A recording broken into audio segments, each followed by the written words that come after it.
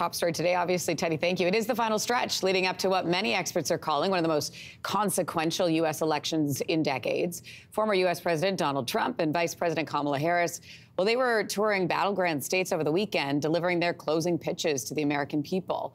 Both candidates are in Pennsylvania today for their final bid before the polls officially open tomorrow. For more on, well, everything, let's bring in CNN's Brian Abel. Brian, good to talk to you this morning. Let's talk about why Pennsylvania is just so important to both candidates and why both are holding rallies there today.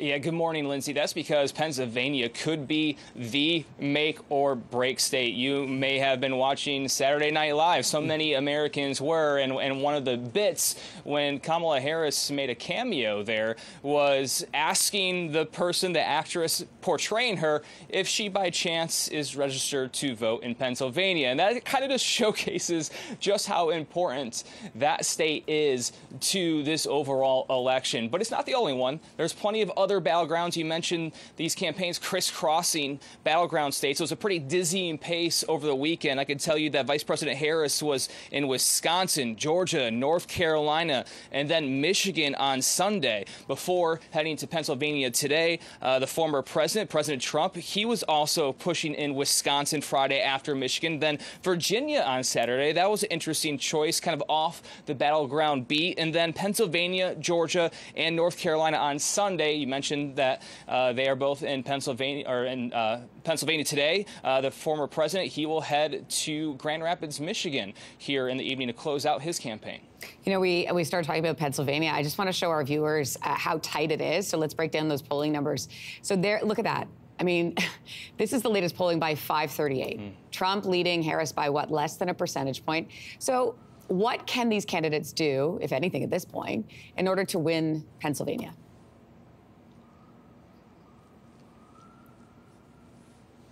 Well, over 67 million Americans have already voted in this election, Lindsay. That's about half of all that's expected. So some of the results are already baked in, whatever they will be tonight, maybe tomorrow, and even further if we take any lessons from the previous election, how long it took to actually get a result. But they're going to do all they can to either shore up their base votes or maybe try to entice the people that might be deciding or trying to stay home to get them out. That's part of this get out the vote message that both of these campaigns are doing in these final moments. Yeah, and I think that's so paramount. I'm glad you touched on that because we know how important voter turnout is, especially in this election. What does it say that so many people have voted already? What does that say about the significance of this election in particular?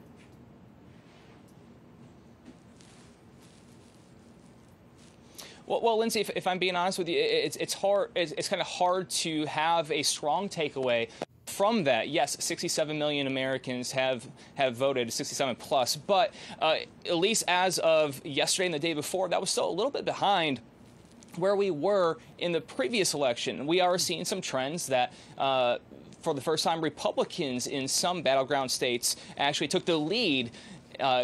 Were voting early more than Democrats. That hasn't been the case in the past, but also this past election, it was during a pandemic. So it's hard to really take away anything from that because maybe this time around, more people will be showing up in person this year now that we are in a better stage here with this pandemic. Well, CNN's Brian Abel, we appreciate your time. Thanks for joining us this morning.